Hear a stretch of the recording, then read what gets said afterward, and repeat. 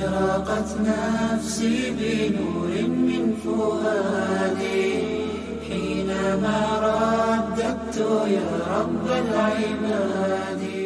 بسم الله الرحمن الرحيم. إن الحمد لله نحمده ونستعينه ونستغفره ونعوذ بالله من شرور أنفسنا ومن سيئات أعمالنا. من يهده الله فلا مضل له ومن يضلل فلا هادي له. أشهد أن لا إله إلا الله وحده لا شريك له وأشهد أن محمدا عبده ورسوله. اللهم صل على محمد وعلى آل محمد كما صليت على إبراهيم وعلى آل إبراهيم إنك حميد مجيد.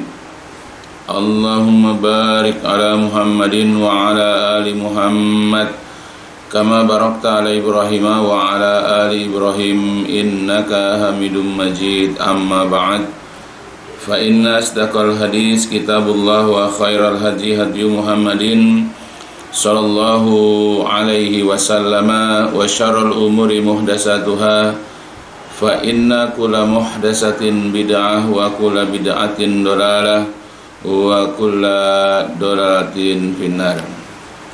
Alhamdulillah, pada kesempatan yang baik dan mulia ini kita akan lanjutkan pelajaran tentang kubur, yaitu persinggahan pertama menuju akhirat.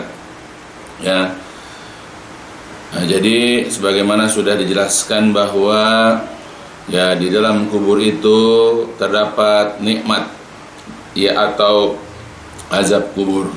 Setiap orang nanti akan mendapatkan balasan sesuai dengan apa yang biasa diamalkan di dunia. Tinggal kita bagaimana mengimani, bagaimana kita membenarkan setiap apapun yang telah dikabarkan, diinfokan kepada kita oleh Rasulullah Shallallahu Alaihi Wasallam. Karena kita tahu bahwa Rasulullah itu tidak pernah berbicara, tidak pernah berucap dari hawa nafsunya. Karena setiap apa yang diucapkan itu adalah merupakan wahyu yang diwahyukan kepadanya dari Allah Subhanahu wa Ta'ala. Begitupun demikian selanjutnya, bahwa kubur adalah tempat persinggahan pertama menuju akhirat. Nah, jadi untuk bab ini diambil menjadi judul bukunya. Karena nanti ada sebuah hadis yang menjelaskan bahwasanya kubur itu adalah satu tempat persinggahan atau tempat persinggahan pertama kita ini menuju akhirat. Setiap muslim mesti memahami bahwa persoalan kubur ini sangat penting, sangat berarti dan sangat bernilai. Janganlah ia menyepelekan dan memandang enteng, memandang remeh atau menyepelekan terhadap masalah-masalah yang ada di dalam kubur. Sebab kondisi seseorang di dalam kubur itu sangat menentukan kehidupan sesudahnya. Jadi apa yang terjadi sesudah berada dalam kubur, yaitu nanti di hari kiamat, surga atau neraka, tergantung bagaimana kondisi di dalam kuburnya. Jika ia selamat dari fitnah kubur, maka kehidupan selanjutnya akan terasa lebih mudah dan lebih menyenangkan. Jadi kalau dia selamat dari fitnah kubur nanti, selamat dari pertanyaan malaikat mungkar dan nakir, dia selamat dari azab kubur, insya Allah apa-apa yang sesudahnya, kehidupan dia sesudah di alam kubur ini akan lebih mudah dan akan lebih menyenangkan, karena insya Allah akan masukkan dia ke dalam surganya. Tetapi jikalau ia tidak selamat, dari pertanyaan malaikat mungkar nakir dia tidak bisa jawab, lalu dia mendapatkan siksa sesuai dengan dosa-dosanya, maka kehidupan sesudahnya nanti di hari kiamat ia akan terasa lebih sulit dan lebih menyengsarakan, karena pasti orang ini nanti akan dimasukkan ke dalam neraka. Oleh sebab itulah seorang sahabat mulia, salah seorang khalifah sesudah Rasulullah, itu khalifah yang ketiga, Utsman bin Affan radhiyallahu an, tatkala teringat akan keadaan alam kubur, ia menangis. sehingga jenggotnya basah oleh tetesan air matanya, lebih daripada teringat ia akan kehidupan akhirat tentang surga atau neraka. Itu. Jadi seorang sahabat mulia yaitu Utsman bin Affan, kalau dia teringat bagaimana apa yang terjadi di kubur, maka tanpa terasa dia menangis, meneteskan air mata sampai membasahi pipi dan jenggotnya. Bahkan kondisinya itu lebih daripada kalau dia teringat akan kehidupan akhirat. Apalagi jika setiap mereka mengetahui bahwa alam kubur ini hanyalah dipenuhi oleh pemandangan yang sangat mengerikan dan menyeramkan. Setiap orang nanti akan jumpai itu. Ya, percaya ataupun tidak, siap ataupun tidak siap nanti akan merasakannya. Ya, jadi apalagi jika setiap orang mengetahui bahwa alam kubur itu hanyalah dipenuhi atau oleh pemandangan yang sangat mengerikan dan menyeramkan bagi setiap penghuninya yang durhaka dan gemar berbuat dosa. Ya. Namun boleh jadi juga bahwa kubur itu laksana salah satu taman dari taman-taman surga bagi penghuninya yang patuh kepada Allah Rasul dan gemar menghimpun pahala. Nah, jadi ada dua kondisi. Jadi kalau orang ini gemar berbuat maksiat, suka menentang Allah, suka menentang Rasul, banyak menyepelekan aturan-aturan agama, maka nanti ketika dimasukkan dia ke dalam lahat, nanti hanyalah akan menyaksikan, hanya akan melihat pemandangan-pemandangan yang mengerikan dan sangat menyeramkan. Tapi bagi orang-orang yang biasa hidup di dunia ini penuh dengan kepatuhan, ketaatan kepada Allah dan Rasul, melaksanakan perintah, meninggalkan larangan, kemudian rajin beribadah, kuat keimanannya.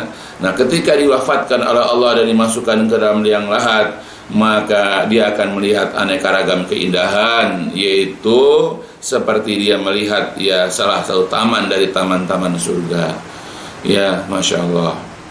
Kita berlindung dari kesengsaraan kubur dan kita berharap untuk melihat pemandangan-pemandangan elok laksana taman surga. Nah, ini sebagaimana di dalam sebuah hadis yang diriwayatkan oleh Imam At-Tirmidzi, Ibnu Majah dan Al-Hakim, Anhani Maula Utsman qala kana Utsman idza waqafa ala qabrin baka hatta yabulla lihiyatahu fakila lahu tudkarul jannatu wan nar fala tabki wa tabki min hada faqala inna Rasulullah sallallahu alaihi wasallam qala innal qabra awwalu manazilil akhirah fa in naja fama ba'dahu aisaru minhu wa illam yanju fama ba'dahu asyadu minhu qala wa qala Rasulullah sallallahu alaihi wasallam ma ra'aitu manzaran qattun illal qabru afza'u minhu. Artinya dari Hani maulanya atau bekas budaknya Utsman bin Affan, dia berkata, adalah Utsman bin Affan radhiyallahu an, apabila ia diam berdiri di atas kubur ia menangis sehingga air matanya itu membasahi pipi dan juga jenggotnya. Dikatakan kepada Utsman, engkau ingat akan surga dan neraka tetapi tidak menangis. Dan mengapakah engkau menangis dari hal ini, yaitu dari mengingat kubur? Kemudian Utsman berkata, Utsman berdalih, mempunyai alasan kenapa demikian. Karena sesungguhnya Rasulullah Shallallahu Alaihi Wasallam pernah bersabda, sesungguhnya kubur itu adalah tempat kedudukan atau persinggahan pertama menuju akhirat. Jika seseorang selamat darinya, maka apa yang sesudahnya adalah lebih mudah darinya. Namun jika ia tidak selamat, maka apa yang sesudahnya adalah lebih berat darinya. Yaitu Utsman berkata, dan telah bersabda Rasulullah, tidaklah aku melihat sedikit pun suatu pemandangan yang lebih busuk, yang lebih menyeramkan darinya, yaitu dari kubur. Nah, itu. Jadi dari atas menjelaskan bahwa kubur itu merupakan salah satu tempat persinggahan menuju akhirat. maka sepantasnya setiap muslim itu mempersiapkan diri darinya dengan menguatkan keimanannya, memperbanyak dan meningkatkan kualitas amal solehnya, menjauhkan diri dari segala macam perbuatan dosa yang menyebabkan azab kubur, berdoa dari siksanya dan sebagainya dengan penuh kesungguhan. Jika dengan semua itu maka ia selamat dari azab kubur, maka apa yang sesudahnya akan lebih mudah lagi nanti baginya.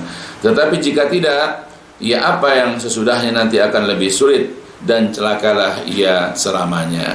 Jadi dengan keterangan di sini, sebagai seorang muslim yang kita membenarkan, kita meyakini, mengimani apa yang disampaikan oleh Rasulullah Shallallahu Alaihi Wasallam, maka dari sekarang hindari, jauhi, tinggalkan perbuatan-perbuatan yang dapat menyebabkan kita mendapatkan azab dan siksa kubur. Kita tidak selamat dari fitnah kubur, dari pertanyaan malaikat mungkar dan nakir. Sebab kalau seandainya kita tidak selamat dari fitnah kubur, bahkan kita merasakan aliyadzubillah siksa kubur, maka apa-apa yang sesudahnya dari dibangkitkannya nanti dari kubur, dikumpulkan di mahsyar sampai nanti dimasukkan ke dua tempat surga atau neraka, itu lebih sulit lagi. Pasti orang yang dia tidak selamat dari fitnah kubur akan dimasukkan dia ke dalam neraka. Tetapi kalau kita ini menjauhkan semua perbuatan buruk, semua amalan-amalan yang dapat menyebabkan mendapatkan azab kubur, bahkan kita senantiasa mengerjakan amalan-amalan yang akan menyebabkan kita selamat dari fitnah kubur, bahkan kita mendapatkan nikmat kubur, maka apa-apa yang sesudahnya nanti di hari kiamat akan lebih mudah. Dan bahkan kita kelak insyaallah, mudah-mudahan, semoga ya Allah, kita akan dimasukkan ke dalam tempat yang lebih nikmat lagi, lebih nikmat daripada nikmat kubur, yaitu surganya Allah Subhanahu wa Ta'ala, yang di dalamnya penuh dengan aneka ragam kenikmatan yang abadi. Maka persiapkanlah dari fitnah kubur. Dengan hadis ini pula, dengan hadis dari Utsman bin Affan ini pula, dapatlah dipahami bahwa sungguh suatu keanehan dan kesesatan jika ada orang yang meyakini, jika ada orang yang mempercayai dengan penuh kemantapan, dengan mantap, bahwa orang yang sudah mati itu akan berreinkarnasi, seperti keyakinan orang-orang kafir, orang-orang Cina, orang Hindu, atau orang Buddha meyakini bahwa orang kalau sudah mati nanti ruhnya itu akan masuk kepada salah satu benda dan berinkarnasi. Ini tidak benar. Maka ini adalah merupakan keyakinan yang salah.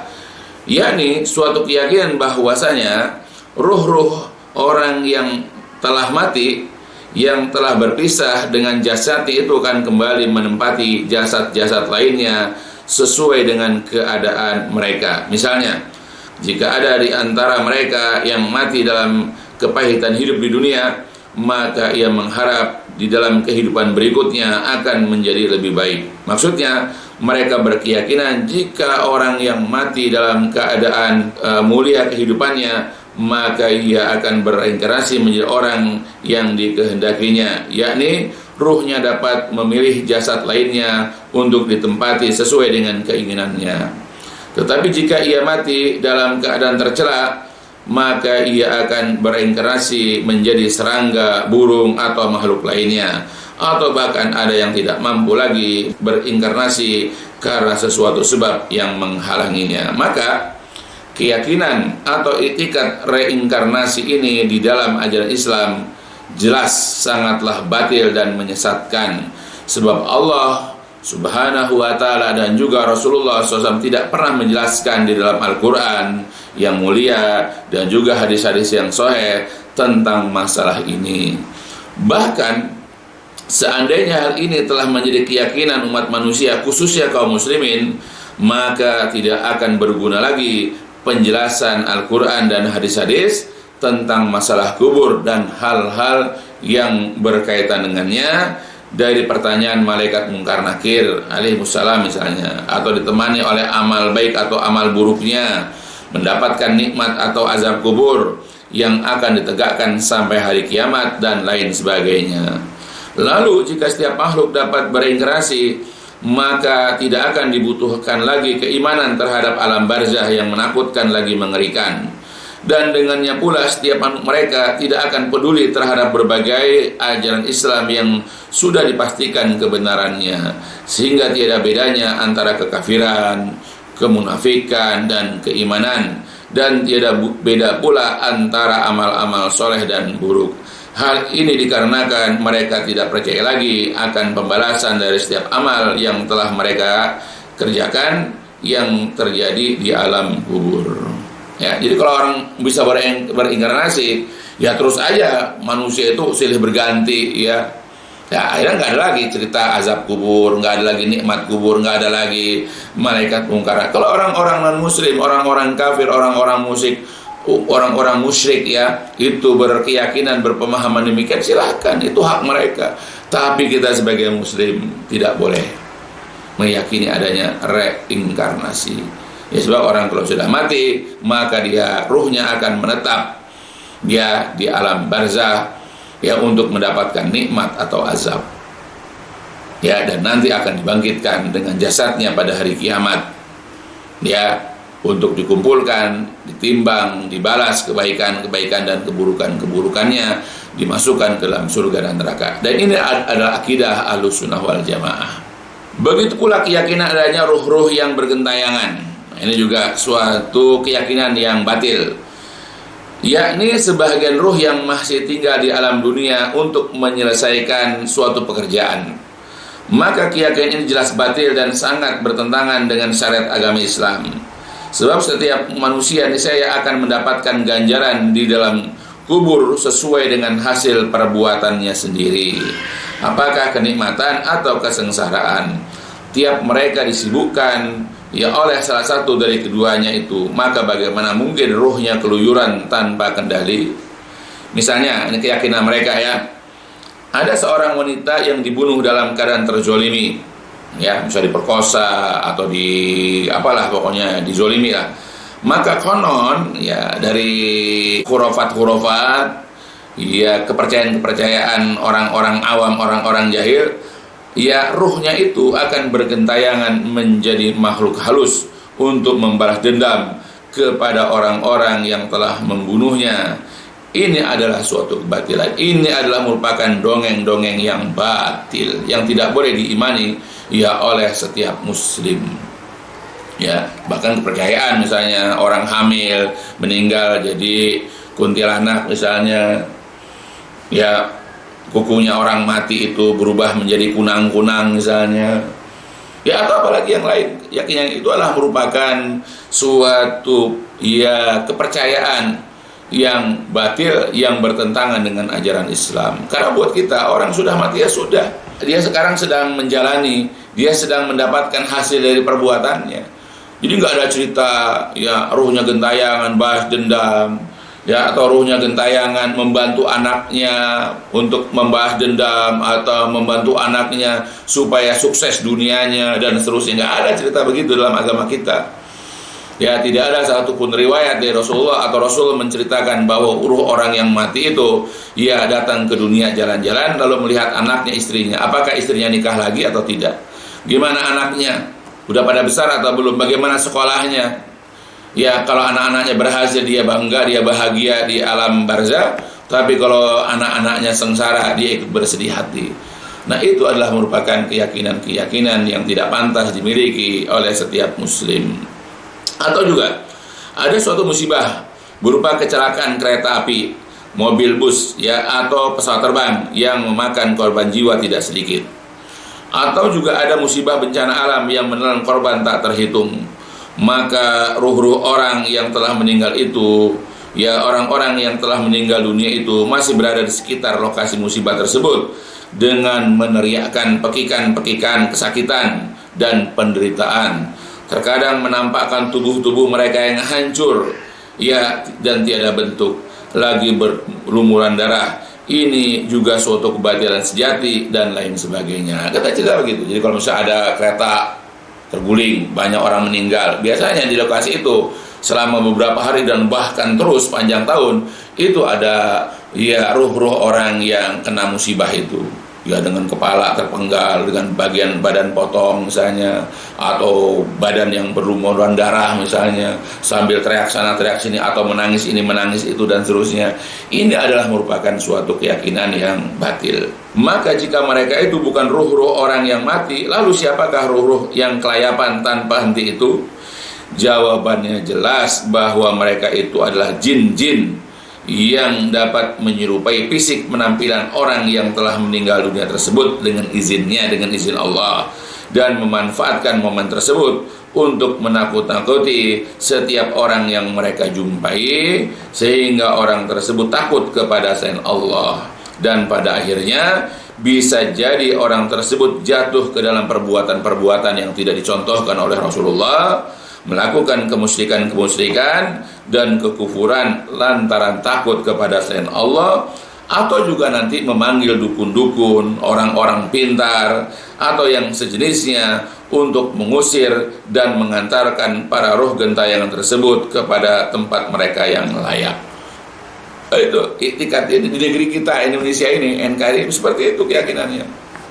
Nah, untuk lebih jelasnya bacalah ya kitab, yaitu Al-Alamul Jin wa Syayatin, susunan yaitu Dr. Umar Sulaiman Al-Ashqar ya rahimahullah ya. Nah itu, jadi harus diingat itu. Jadi ya roh-roh gentayangan itu tidak ada, bereinkarnasi tidak ada. Ya ini bukan kepercayaan, ini bukan iktikad keyakinan ya dari ajaran Islam, ya agama yang kita anut. Kemudian adapun sabda Nabi SAW dalam hadis di atas, yaitu jika seseorang selamat darinya, maka apa yang sesudahnya adalah lebih mudah darinya, dan jika ia tidak selamat, maka apa yang sesudahnya adalah lebih berat ia darinya. Nah, sabda Nabi tersebut menunjukkan adanya keadaan yang menyenangkan atau bahkan menyengsarakan sesudah diletakkan jasad seseorang ke dalam liang lahat. Apakah berupa kenikmatan di dalam kubur yang dilanjutkan dengan berbagai macam kenikmatan surga setelah dibangkitkan dari kubur, atau juga berupa kesengsaraan siksa kubur yang dilanjutkan dengan azab neraka? Maka dengan hal ini dipahami bahwa ucapan orang-orang tentang saudaranya yang kafir atau munafik yang baru saja diletakkan ke dalam liang kubur, yaitu dengan ucapan, dengan perkataan, yaitu untuk orang yang meninggal maksudnya, ia telah berpindah ke tempat peristirahatan yang terakhir. Ya, maka ucapan ini adalah batil dan keliru. Ya, atau mereka juga berucap, sekarang di tempat ini kita bersama-sama mengantarkan saudara kita di tempat peristirahatannya yang terakhir. Ya, ini ucapan ini juga. Ya, padahal yang mereka antarkan jelas jenazah orang kafir atau orang munafik yang jelas kemunafikannya, atau seorang muslim yang gemar berbuat maksiat kepada Allah Subhanahu wa taala. Maka dengan ucapan tersebut mereka boleh jadi beriktikad bahwasanya orang kafir yang mati itu akan beristirahat dari fitnah dan berbagai siksa kubur yang dirasakannya sesuai dengan perbuatan-perbuatan dosanya. Atau boleh jadi juga mereka beriktikad tidak adanya hari berbangkit yang akan dibalas setiap jiwa itu sesuai dengan apa yang diamalkannya. Jadi kalau andai kata kita mengatakan ya, atau kita mengucapkan, baik kita sadar atau tidak sadar, tapi kebanyakan orang nggak nyadar ini ya, yaitu kita mengatakan ya orang ini sudah berpindah ke tempat peristirahatan yang terakhir. Jadi kubur itu adalah tempat peristirahatan katanya. Atau juga ada orang mengucapkan sekarang ini di tempat ini kita bersama-sama mengantarkan saudara kita di tempat peristirahatan yang terakhir. Ya, jadi kalau ini diucapkan ya dapat dipahami bahwa orang yang diantarkan jenazah pada jelas dia orang kafir. Pada jelas dia orang munafik yang anti dengan ajaran Islam, suka mencela ajaran Islam, suka melecehkan Nabi, melecehkan para sahabat dan juga ajaran Islam. Ya, dikatakan tempat peristirahat, seakan-akan orang di kubur itu istirahat. Berarti kalau begini dia mengingkari adanya azab kubur. Ya, itu yang pertama. Kalimat yang terakhir, kubur itu bukan yang terakhir. Karena yang terakhir nanti surga atau neraka. Ya, jadi sudah dia itu mengingkari, dia itu tidak percaya adanya hari berbangkit atau adanya azab dan nikmat kubur. Ya, jadi di kubur itu bukan tempat untuk istirahat buat orang-orang kafir, bukan tempat istirahat buat orang-orang munafik, karena kita sudah paham. Ya, nanti juga akan jelaskan dosa-dosa yang akan menyebabkan orang mendapatkan azab. Ya, jadi jangan ya kita mempunyai etikat bahwa kubur itu adalah tempat peristirahatan bagi orang kafir, orang munafik, orang musyrik, orang-orang yang anti dengan ajaran Islam. Dan kita juga seandainya dia seorang muslim, katakan dia tempat peristirahatan terakhir, bukan. Karena tempat peristirahatan terakhir kita nanti ada di dalam surga.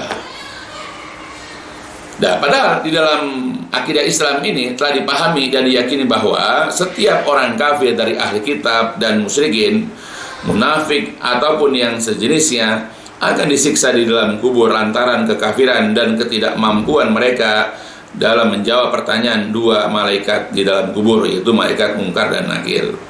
Lalu diyakini pula bahwasanya mereka akan dibalas pada hari kiamat dengan pembalasan yang lebih buruk, yaitu berupa azab neraka dan beraneka ragam siksaan atau azabnya. Maka bagaimana mungkin dikatakan bahwa mereka itu sedang tenang ya di tempat peristirahatan yang terakhir? Renungkanlah wahai orang-orang yang memiliki akal. Kalau kita punya akal, pikirkan baik-baik. Jangan sembarang berucap, karena boleh jadi ucapan kita ini mengandung kebatilan. Dan ingat, setiap ucapan kita ini nanti akan diminta pertanggungjawaban.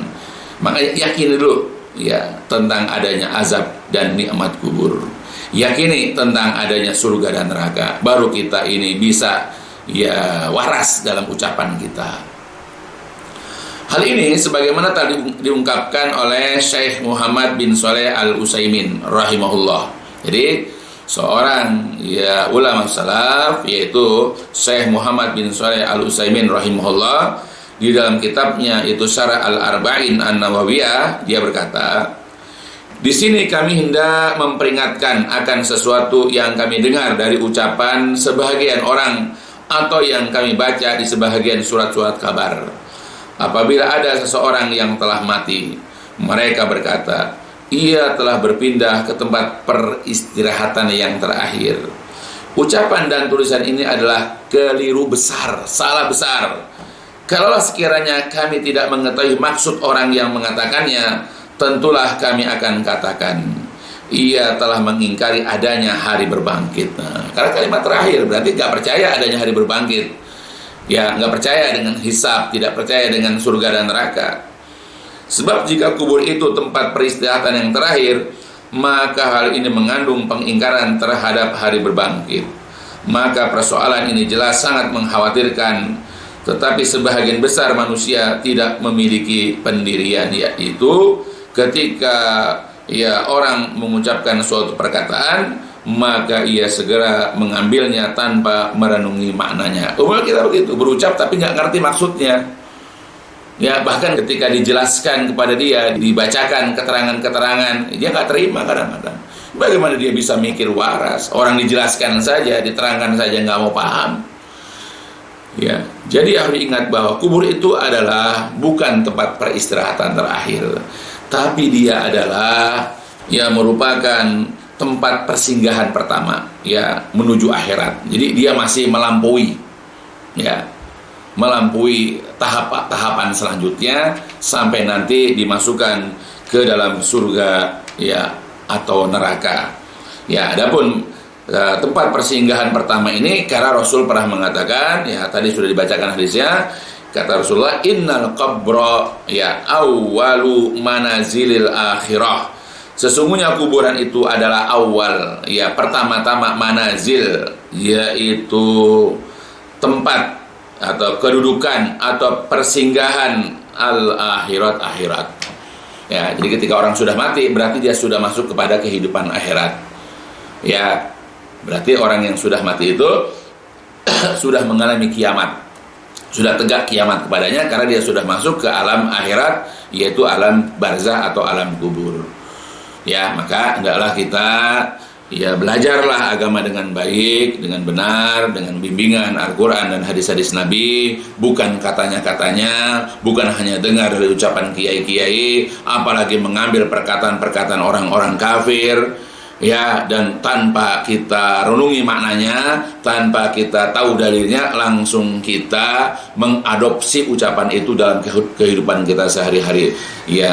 Ya, jadi boleh jadi apa yang kita ucapkan nanti sebetulnya adalah merupakan bentuk pengingkaran, bentuk kekufuran, karena kita ingkar dan kufur ya kepada hari berbangkit, karena kita katakan ya dengan ucapan orang-orang kafir itu seakan-akan kubur itu adalah tempat peristirahatan terakhir. Padahal boleh jadi orang kafir tidak istirahat, lalu diazab ya sampai hari kiamat, disiksa di hari kiamat karena kekufuran, kedurhakaan, ya kemusyrikan mereka sampai hari kiamat. Ya, nanti begitu dibangkitkan, dihisab segala macam, mereka ujungnya nanti di dalam neraka. Jadi bagaimana mungkin bisa istirahat? Dan yang kedua, kubur itu bukan tempat yang terakhir, bukan. Ya, karena ada hari berbangkit nanti. Nah, ini harus kita imani. Janganlah kita bermudah-mudahan ya untuk mengambil suatu perkataan tanpa kita mengetahui dasar atau dalilnya, bahkan kita tidak merenungi maknanya. Tapi maaf ya, memang begitulah kebanyakan kita. Setiap kali kita mendapatkan postingan, ya langsung tanpa memahami maknanya, tanpa berusaha mengetahui benar atau tidak postingan tersebut, ya apakah sesuai dengan ajaran agama yang benar atau tidak, langsung ikut men-share-nya. Hati-hati, karena setiap apa yang kita share, setiap apa yang kita ucapkan kelak di hari kiamat akan dimintai pertanggungjawaban, sekecil atau sesedikit apapun yang kita ucapkan dan yang kita share.